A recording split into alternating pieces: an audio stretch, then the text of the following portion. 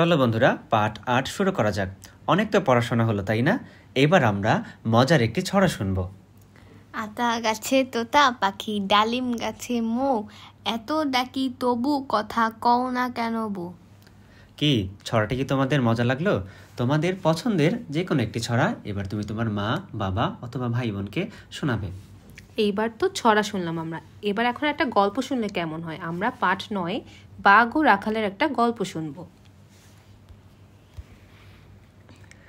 এক ছিল রাখাল। সে মাঠে গরু চড়াতো, বাঁশি বাজাতো, তবু তার সময় কাটত না। সে একদিন মজা করলো, গাছের আড়ালে লুকালো। তারপর বলল, বাঘ এসেছে, বাঘ এসেছে। গ্রামবাসীরা দৌড়ে এলো, তাদের বোকা বানিয়ে মজা পেল। এরকম সে অনেক দিন করলো। গ্রামবাসীরা খুব রাগ করলো। একদিন সত্যিই বাঘ এলো। রাখাল চিৎকার করলো, বাঘ, বাঘ, বাঘ। এবার আর কেউ এলো না। বাঘ রাখালকে নিয়ে গেল। রাখালকে আর খুঁজে পাওয়া গেল না। তাহলে বন্ধুরা, এই গল্প থেকে আমরা কি শিক্ষা পেলাম বলো তো?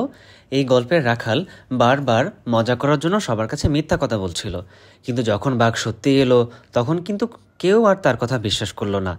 এর ফলে কি হলো? বাঘ রাখালকে নিয়ে গেল।